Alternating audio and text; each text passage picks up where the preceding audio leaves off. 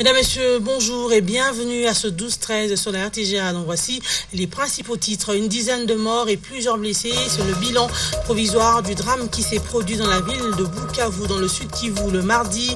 Un drame survenu suite à l'écroulement du mur d'un bâtiment public.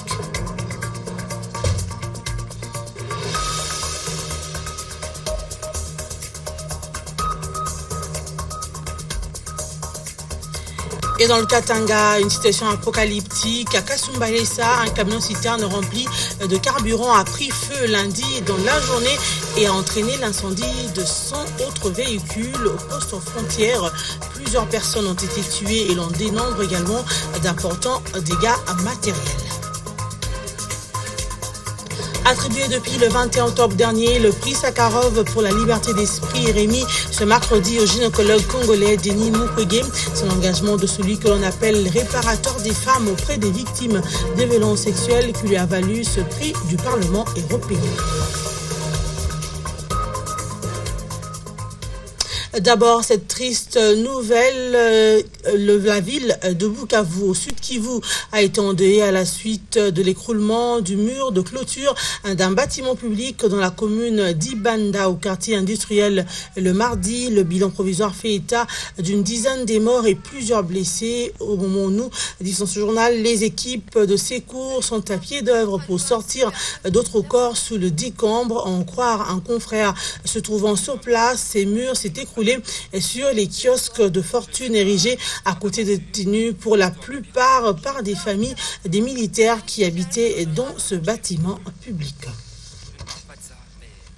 Plus de 100 véhicules incendiés, autres dégâts très importants. C'est le bilan de l'incendie qui s'est déclaré lundi soir dans la cité de Kasumbalesa. Qu'est-ce qui était à l'origine de ce drame et quel est le bilan? Tentative de réponse avec notre correspondant Jean-Claude Mukinga.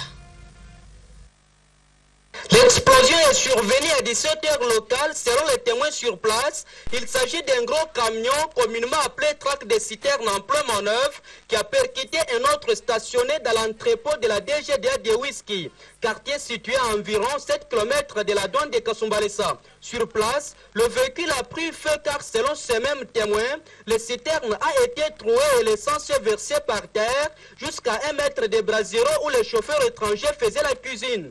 Les observateurs indiquent que près de 100 véhicules étaient inflammés, 15 personnes grièvement blessées et 3 morts. Les blessés sont éparpillés dans le centre de santé de Kasumbalesa et d'autres à Lubumbashi. Chiffre rejeté par les sources sécuritaires sur place et la Croix-Rouge. Ces sources avancent, elles, plus de 8 blessés, pas de décès et 46 véhicules incendiés. Ce matin, à la descente des conseils des ministres provinciaux des infrastructures et intérieures, la presse locale a été intercalée d'accéder aux dernières actualités. Il sied de vous informer que même le minibus appelé IT en provenance de l'Afrique australe, les minerais et autres importantes marchandises transportées à bord étaient transformés en fumée. Pour l'instant, toutes les activités douanières sont paralysées.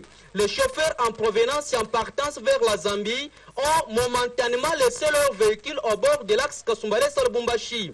Les sources des droits de l'homme de Kasumbalesa signalent que, au moment où l'incendie s'est déclaré à Whisky, d'autres camions poids lourds sont stationnés en dessous de la haute tension derrière le bureau de la PCR locale. Facile selon eux d'enregistrer un autre cas d'incendie. Kasumbalesa, Jean-Claude Mukenga Kalombo, RTGA. Et puis cette réaction du groupe Forest International aux critiques d'Amnesty International. Amnesty International accuse le groupe Forest International et sa filiale EGMF de mensonges dans une affaire d'expulsion des creuseurs illégaux et de démolition de campements et bâtiments sur le site minier et aux abords de la mine de Luichiji. Cette affaire date de 2009. À l'époque, la mine était exploitée par CMSK, un partenariat associant EGMF et la GECAMINE. Les affirmations d'Amnesty International sont inexactes et trop trompeuse. C'est depuis 2009 que les créiseurs illégaux ont été expulsés et leur campement des bâtiments démolis sur un site minier aux abords de la mine de Luishiji dans la province du Katanga. On ne comprend pas si c'est par quelle magie, et c'est là 6 ans après que l'ONG Amnesty International revienne sur le dossier, mais sans apporter des éléments supplémentaires.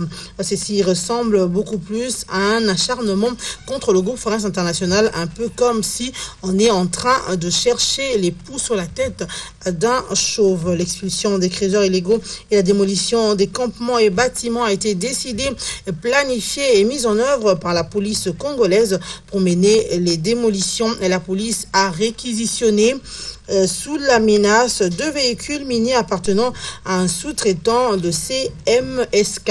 Amnesty accuse EGMF de mensonges. Comment EGMF aurait-elle pu mentir alors qu'elle n'a aucune implication dans la planification et la mise en œuvre de l'opération? CMSK ne porte aucune responsabilité dans ces opérations de police. Les auditions menées ultérieurement par la justice congolaise ne laissent planer aucun doute à ce sujet. Les donneurs d'ordre assumant pleinement leur responsabilité, les donneurs d'ordre assumant pleinement leurs responsabilités. Les autorités provinciales katangaises n'ont-elles même jamais accusé ou fait porter une responsabilité quelconque sur CMSK et à ses actionnaires de l'époque? Cette question a déjà été débattue devant l'OCDE en Europe, qui a statué qu'elle ne disposait pas d'éléments pour accuser CMSK et ses actionnaires de l'époque. Il a lieu de noter que EGMF a revendu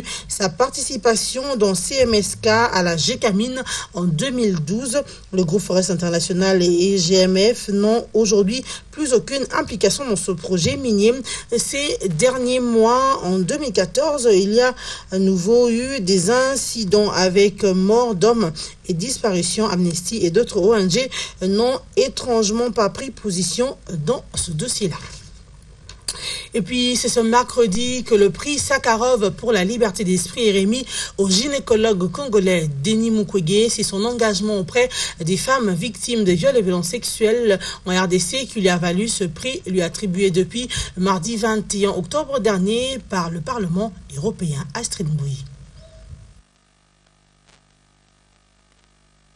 Dans les annales des héros qui ont marqué le monde figure désormais le nom de Denis Mukwege, gynécologue congolais qui se donne corps et âme pour soigner les femmes victimes de la barbarie des différents groupes armés opérant dans l'est de la RDC.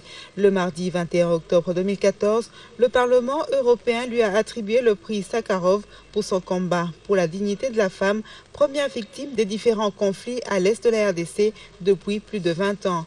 Le prix Sakharov pour la liberté de pensée et prix Sakharov pour la liberté de l'esprit, nommé en l'honneur du scientifique et dissident soviétique Andrei Sakharov, fut créé en 1988 par le Parlement européen pour honorer les personnes ou les organisations qui ont consacré leur existence à la défense des droits de l'homme et des libertés. Né en mars 1955 à Bukavu, au Sud Kivu, Denis Mukwege a étudié la gynécologie obstétrique en France après des études de médecine au Burundi. Sa sensibilité pour la cause de ses contemporains l'oblige à créer l'hôpital et la fondation de Panzi dans le sud de Bukavu en 1999. Son combat étant juste, l'hôpital et la fondation de Panzi a déjà réparé les corps mutilés de 40 000 femmes et enfants victimes de viols.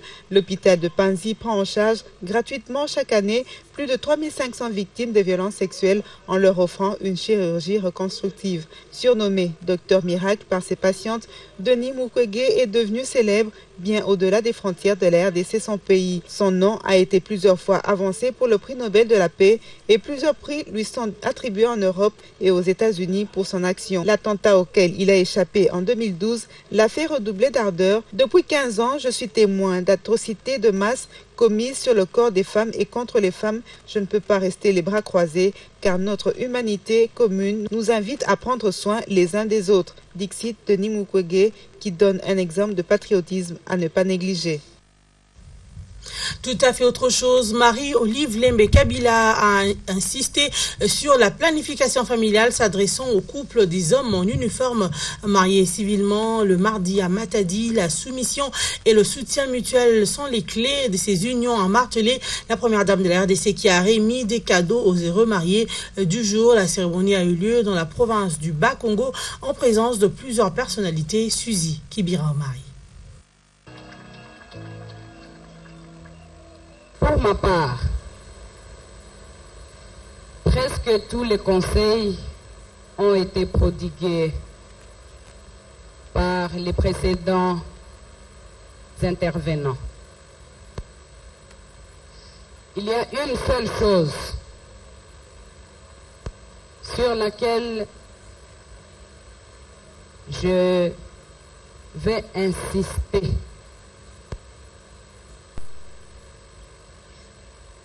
Les mamans qui est à l'honneur aujourd'hui. Parce que souvent, moi je sais que quand on parle de mariage, on dit aussi honorer l'épouse. Quelque part, si il y a cérémonie, c'est parce que vos maris, vos chers époux, vos chers chéris vous ont choisi, vous ont aimé, vous ont désiré, parce qu'il n'y a personne qui les a forcés de pouvoir venir accompagner de vous les mamans aujourd'hui pour que vous soyez à l'honneur, n'est-ce pas? Mais alors, attention. J'en arrive. Attention les mamans. Les foyers, bien que l'on dise que l'homme est le chef de la famille, comme la Bible l'a si bien dit aussi, mais il faut savoir que nous les femmes sommes les protectrices du foyer. Ça veut dire il ne faut pas prendre l'orgueil dès aujourd'hui et dire voilà, balati singa pete sili ngana matisiko likolo pour nani koloba lisusu. De toutes les façons, ceux qui ont louki divorce akoyoka ngai 50-50, pas question. Lancement de 16 jours d'activisme pour lutter contre les violences faites aux femmes a été lancé le mardi 25 novembre, jour où le monde a célébré la journée internationale pour l'élimination de la violence à l'égard des femmes. À cette occasion, l'ONU Femmes a lancé à Kinshasa une campagne dénommée E4SHE, lui pour elle, pour appeler les hommes à soutenir la lutte faite par les femmes. C'était au cours d'une conférence de presse. Léontine Kazamwali et Ben Mondo nous en parlent. C'est autour du slogan E4SHE, lui pour elle, pour dire que l'égalité de sexe n'est pas une problématique exclusivement féminine, que l'ONU Femmes ainsi que les autres agences du système des Nations Unies en RDC ont lancé la campagne de 16 jours d'activisme pour encourager les hommes à se faire défenseurs de l'égalité de sexe et des droits des femmes. Cette campagne de 16 jours sera l'occasion de mener un plaidoyer fort pour l'égalité de sexe. Nous tous, pour faire de ce thème une réalité, pour que nous fassions ensemble que nous puissions vivre et que nous puissions contribuer justement à faire le plaidoyer pour éradiquer ce fléau. Vous savez, la violence contre les femmes et les filles est en fait une violation des droits de l'homme. Et comme telle, nous devons vraiment le traiter comme tel et nous y engager à le combattre.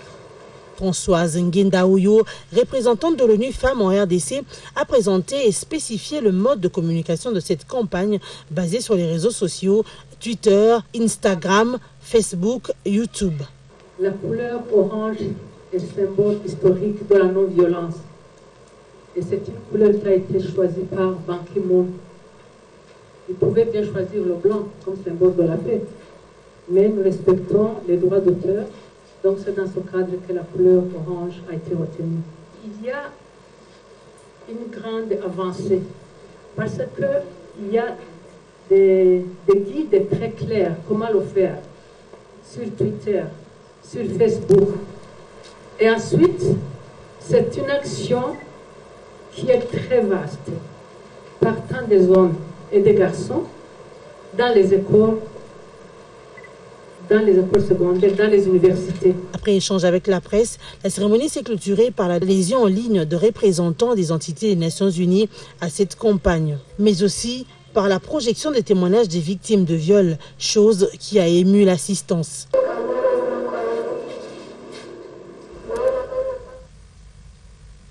Après l'Assemblée nationale, le projet de loi des finances exercice 2015 a été présenté par le vice-premier ministre et ministre du budget Daniel Mukoko Samba, un budget de l'ordre de plus de 8 milliards de dollars américains et qui prend en compte les recommandations des concertations nationales et tous les engagements de la RDC au plan international. Les sénateurs proposent au gouvernement d'aller vers les ressources innovantes capables d'accroître le budget de la RDC pour les années à venir. Sachez aussi que c'est aujourd'hui que le vice-premier ministre des Finances, Daniel Mukoko Samba, a répondu aux préoccupations des députés nationaux. Nous vous proposons son discours d'hier ainsi que les propos du sénateur chez Okitundu au micro de Martin Kayembe, Sylvain Bédé. Le projet de loi de finances 2015 s'inscrit aussi dans le cadre global des engagements pris par la République démocratique du Congo dans l'accord cadre d'Addis Abeba. À cet effet, le gouvernement oriente son action dans l'accélération de la réforme du secteur de sécurité, particulièrement la réforme de l'armée, de la police et de la justice, de la consolidation de l'autorité de l'État, de la décentralisation et d'autres réformes structurelles en exergue de la réforme des finances publiques et l'assainissement du climat des affaires. Ce projet de loi prend également en compte les recommandations des concertations nationales dont l'objectif était la recherche de la cohésion nationale pour mieux faire face aux défis que la nation est appelée à relever.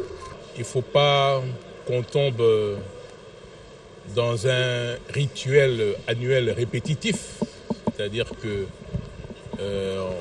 on vient chaque fois obtenir du gouvernement l'accroissement d'1 milliard de dollars par an. À ce rythme-là, je ne pense pas qu'on puisse atteindre l'objectif fixé par le chef de l'État, celui de l'émergence de la RDC. Si on arrive à certifier, par exemple, nos réserves sur le plan, même nos potentialités sur le plan des hydrocarbures, ou même sur le plan minier en général, avec cette certification-là, on peut aller en bourse. Vous savez, on peut aller en bourse et nécessairement dégager des milliards de dollars qui puissent nous permettre de résoudre les problèmes auxquels nous sommes confrontés. C'est une piste. Mais j'estime que dans beaucoup de pays aujourd'hui, on a recours aux ressources innovantes. Comme on a vu certaines ressources, par exemple en ce qui concerne la taxation des billets d'avion. C'était aussi une réflexion. Là, on a dégagé certains moyens. Mais alors, il faut continuer dans ce sens-là. Parce que c'est pour éviter de chaque année présenter à peu près le même budget que l'année précédente. 1000 centres de santé et 200 hôpitaux seront construits à travers toute la RDC pour l'amélioration des conditions de santé de la population. Cette confirmation a été faite par le Premier ministre Matata Ponyo qui a réceptionné le mardi l'hôpital général de référence de Matete. Le chef du gouvernement a également posé la première pierre de construction du centre de santé de Sangamamba et a visité les stades municipaux en construction dans certaines communes de la capitale congolaise. Suzy Kibira-Omari était à sa suite. C'est un hôpital général de référence rénové que le Premier ministre Matata Ponyo a réceptionné ce mardi à Matete. D'une capacité de 115 lits, ce centre hospitalier qui compte 106 médecins, 260 infirmiers et 600 agents est destiné à offrir les soins de santé de qualité aux populations. Les travaux de réhabilitation de l'hôpital général de référence de Matete ont été achevés conformément aux orientations données. Le programme d'équipement des structures sanitaires, qui n'était hier qu'un simple projet, est aujourd'hui une réalité. Sur toute l'étendue de la République démocratique du Congo, Les hôpitaux sont en train d'être réhabilités et équipés. Après la coupure du ruban symbolique de ce bâtiment, dont le coût des travaux s'élève à 600 000 $ américains, financés sur fonds propres du gouvernement, Matata Ponyo a visité les différents locaux. En plus de la réhabilitation, cet hôpital a été équipé et doté d'un lot important de médicaments dans le cadre du projet d'équipement des structures sanitaires. Ensuite, le cortège du Premier ministre s'est rendu à Sangamamba, où le chef du gouvernement a posé la pierre de construction du centre de santé de ce coin reculé de la capitale congolaise. Nous avons lancé, sous l'impulsion du chef de l'État, un programme ambitieux de construction de 1000 écoles à travers l'ensemble de la République. Nous avons aussi lancé le programme des réhabilitations et des constructions des 1000 centres de santé à travers l'ensemble de la République et des 200 hôpitaux à travers l'ensemble de la République aussi. Et non seulement la réhabilitation et la construction, mais aussi l'équipement. Un terrain acquis par le gouvernement provincial et où sera érigé ce centre pour améliorer les conditions sanitaires des habitants de Sangamamba. Et de son côté, le ministre de l'Agriculture et du Développement rural a réceptionné le mardi 3 bâtiments administratifs de son ministère et du secrétariat général au développement rural. Ces bâtiments ont été réhabilités par le projet d'appui au développement des infrastructures rurales, projet du gouvernement financé par la Banque africaine de développement Vicky Mukeba et Bodrimata. L'évaluation du processus de rapatriement volontaire d'anciens réfugiés angolais vivant en RDC sur la table des échanges entre les experts de la RDC, de l'Angola et du Haut-Commissariat de réfugiés. Le ministre de l'Intérieur, Richard Mouyej-Manguez-Mons, qui a ouvert ses assises de 3 jours, a sollicité une prolongation de la dite opération. C'est ainsi qu'en rapport avec les difficultés observées et leurs répercussions évidentes sur l'organisation du rapatriement, qui doit être assuré, faut-il le rappeler, dans la sécurité et le respect de la dignité humaine, je propose à la commission tripartite de repousser la date indicative de clôture des opérations de rapatriement au second semestre de l'année 2015. J'exhorte donc les experts des 3 parties qui vont se retrouver tout à l'heure de relever tous les écueils rencontrés et dans un esprit de compréhension mutuelle, de proposer des solutions appropriées afin de permettre à tous les anciens réfugiés angolais et candidats au retour de regagner leur pays dans la sécurité et la dignité. De son côté, le secrétaire de la Commission nationale des réfugiés, Mme Berthe Zinga, a rassuré du bon déroulement de cette opération. L'Angola promet d'accélérer l'opération pour la mobilisation des ressources et du personnel pour l'accueil de ces réfugiés. Plus de 37 000 anciens réfugiés angolais vivent en RDC, mais seulement 3 000 ont pu quitter le sol congolais. 12h30 à Kinshasa, mesdames, messieurs, voici le rappel des titres. Une dizaine des morts et plusieurs blessés. C'est le bilan provisoire du drame qui s'est produit dans la ville de Bukavu, dans le sud Kivu, le mardi. Drame survenu suite à l'écroulement du mur d'un bâtiment public.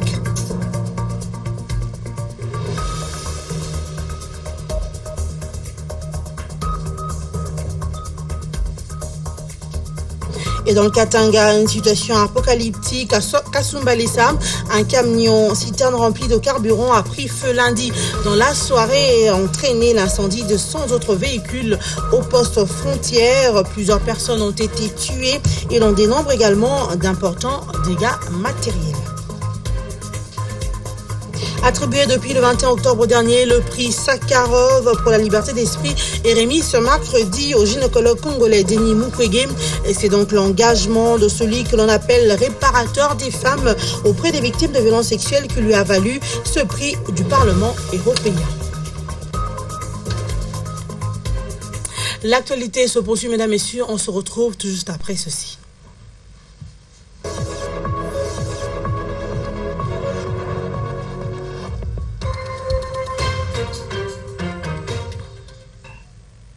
Poursuivons l'actualité avec le ministre provincial du Kasaï occidental qui a été déchu mardi par les députés provinciaux. Nicolas Kadionga, accusé de détournement, n'a pas su convaincre les élus du Kasaï occidental. Les détails avec notre correspondant Patrick Mukengeshaï. C'est une décision qui aura surpris l'opinion publique ce mardi, et ce, au regard de la manière dont la dernière plénière à l'Assemblée provinciale statuant sur les cas de détournement des fonds et véhicules de la province, mise à la charge du ministre provincial de la Santé, s'était terminée. D'aucuns ne pensaient plus à une telle sentence, tant les rumeurs faisant état des cas de corruption de certains députés couraient de partout.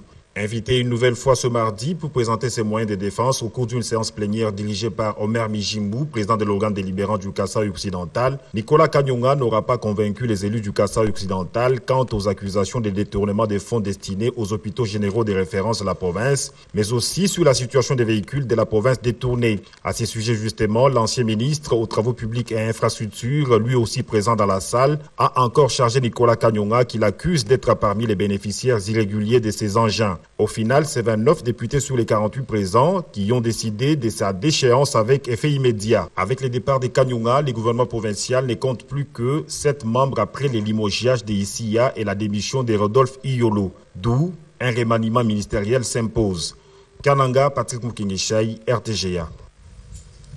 Du nouveau dans le football congolais, le Koji Training, une méthode d'entraînement de football développée par Michel Brunix sur base d'études scientifiques du fonctionnement du cerveau. Cette méthode a été présentée à la presse au cours d'un échange organisé par la société Proxy Team et l'ASBEL Friendly Foot. Jacques-Olivier Moulouba et Chims Kapangala. La méthode Koji Training est désormais une réalité dans le football de la RDC. C'est là à travers une session de formation des joueurs et coachs du football organisée du 24 au 28 novembre au Stade Tata Raphaël par la société Proxy Team et l'ASBEL Friendly Foot. Conçue par Michel Brunix, cette méthode basée sur des études de fonctionnement de cerveau a été présentée à la presse le lundi. Elle permet de développer des réflexes et aptitudes nécessaires à une pratique efficace du football moderne. Pendant le processus d'apprentissage, qu'est-ce qui est énormément important, c'est le niveau de concentration, le niveau d'attention. Et ça, on ne peut pas voir par l'extérieur d'un enfant. À ce moment, quand ils arrivent à l'école, disons, normalement c'est à l'âge de 12, 14 ans, on s'est posé la question, comment est-ce qu'on peut influencer ce qu'on appelle la capacité promptitude cognitive. Ça veut dire être capable de voir si le niveau de concentration et attention peut vraiment monter. Travailler ensemble, c'est le principe clé de Koji Training permettant d'atteindre la rapidité de vision du jeu, la prise de décision et l'exécution. En un mot, c'est basé sur la synchronisation. Donc on fait des patrons par 2, par 3 et par 4 joueurs qui sont basés sur la synchronisation. On va la automatiser dans la tête et ils vont apprendre beaucoup des constructions par 2 pour 3, donc par 3 et par 4 joueurs. Et ça, c'est un peu l'idée de laisser, d'apprendre les joueurs de se placer et se déplacer correctement sur un terrain. Parce que l'idée n'est pas de jouer sur la physique avec des longs ballons, mais jouer ensemble. Il faut dire que cette méthode a été appliquée aux enfants de villages de Belgique entre 2000 et 2011 et a produit 20% des joueurs qui forment actuellement l'équipe nationale belge masculine de football. Et même Romelu Lukaku, un Congolais qui brille en Angleterre, a lui aussi été formé par M. Dirk avec le Koji Training.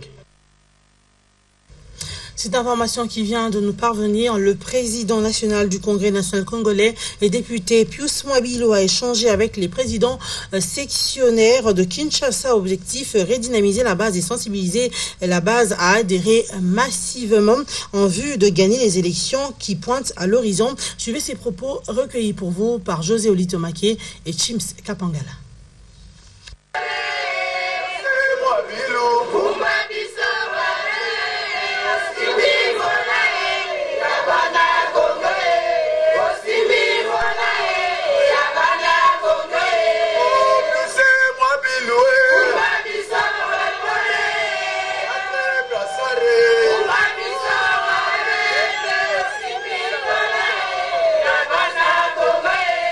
Il s'agissait d'une réunion de redynamisation des activités du parti au niveau de la base. C'était une réunion entre sectionnaires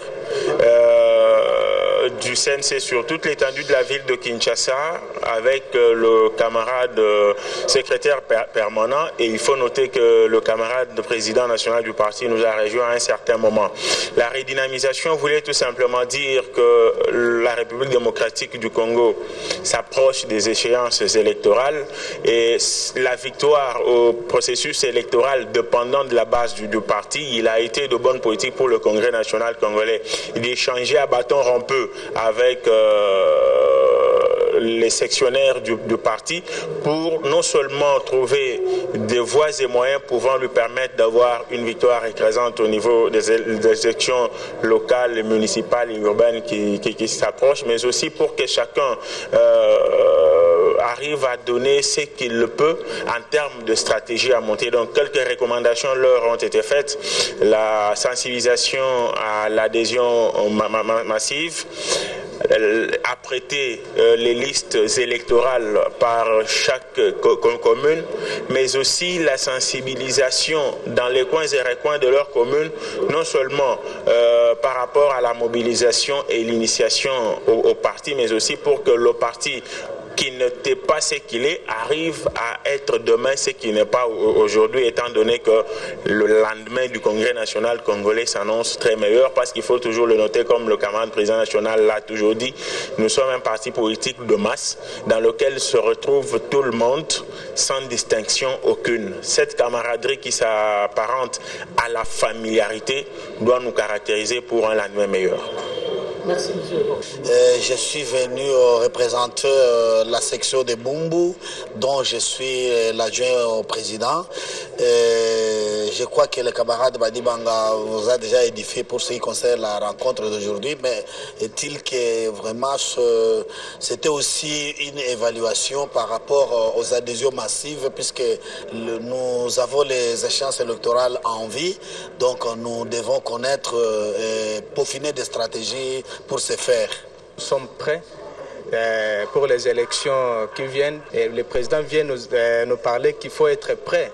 Et il faut se préparer toujours davantage et préparer nos candidats et préparer la base aussi pour les élections municipales et locales qui viennent. Nous sommes en train de sensibiliser toujours la base de Kalam et les militants de Kalam de venir s'adhérer encore dans notre parti qui est le Congrès national congolais. Pour nos familles, pour nos frères qui habitent tous les 4 coins de Kitambo, de venir s'adhérer massivement dans notre parti qui est le CNC, Congrès national congolais.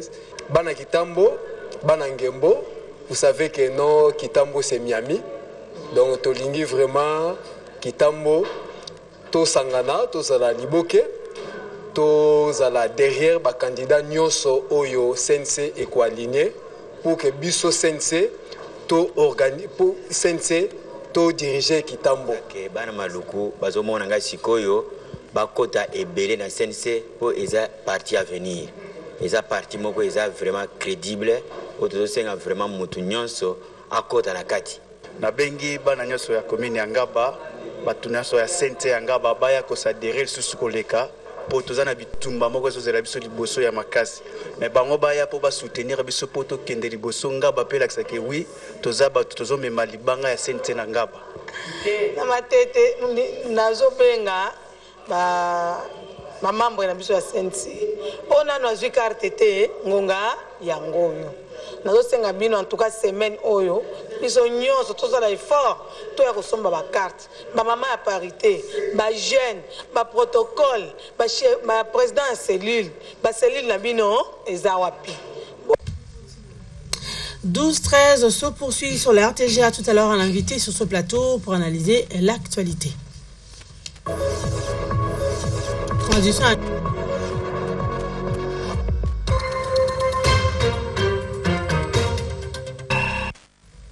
Bonjour Patrick Chibouyi. Bonjour. Je rappelle que vous êtes assistant chargé de sensibilisation de la CPI RDC. L'humanité a célébré hier la journée mondiale de lutte contre les violences faites aux femmes. Que représente cette journée pour la CPI? Oui, cette journée est vraiment une journée qui permet à tout le monde de prendre conscience une fois de plus encore du fait que les femmes doivent être protégées et que donc toute forme de violence contre les femmes doit être prohibée.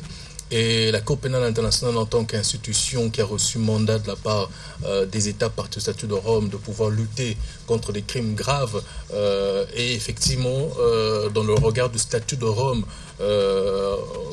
reprend et interdit un certain nombre de comportements constitutifs de violences à l'égard contre les femmes. Et donc, pour la Cour pénale internationale, c'est une occasion de pouvoir effectivement également participer à toutes ces voix qui s'élèvent pour que les violences, toute forme de violence à l'égard contre les femmes puissent cesser, parce que les femmes, comme on le dit, c'est le moteur, le développement d'une nation, d'un État. Il a été lancé par ONU Femmes 16 jours d'activisme sur la lutte contre les violences faites aux femmes. Que prévoit la CPI par rapport à cette campagne? D'abord, il faut rappeler que Madame le procureur de la Cour pénale internationale, qui est une femme aussi, a fait une déclaration dans le cadre de cette journée du 25 novembre, une journée consacrée à la lutte contre les violences faites aux femmes. Et dans ce message, Madame le procureur a réitéré sa volonté en tant qu'organe chargé de mener les enquêtes, d'identifier qui peuvent être poursuivis devant la Cour pénale internationale. Elle a donc réitéré sa volonté, effectivement, de pouvoir, au regard du mandat qui lui est donné par le statut de Rome de la Cour pénale internationale, de pouvoir participer, contribuer dans la lutte contre toutes les formes de violence à l'égard des femmes. Parce qu'effectivement, le statut de Rome interdit notamment les violences sexuelles, le viol, les grossesses forcées, toutes ces formes de violences sexuelles sont interdites dans le statut de Rome, qu'ils soient commis en temps de guerre, qui peuvent être constitutifs de crimes de guerre, ou qu'ils soient commis en temps de paix, peuvent être constitutifs de crimes contre l'humanité. Ces violences sexuelles sont prohibées et interdites. Et d'ailleurs, au-delà même de cela, lorsqu'on parle du crime de génocide qui est commis par atteinte à l'intégrité physique des personnes, d'un groupe, avec l'intention de le détruire, on peut également considérer que le viol et les violences sexuelles puissent être utilisés puissent être constitutifs de génocide lorsque ça porte atteinte à des femmes d'un groupe bien déterminé, protégé par le statut de Rome.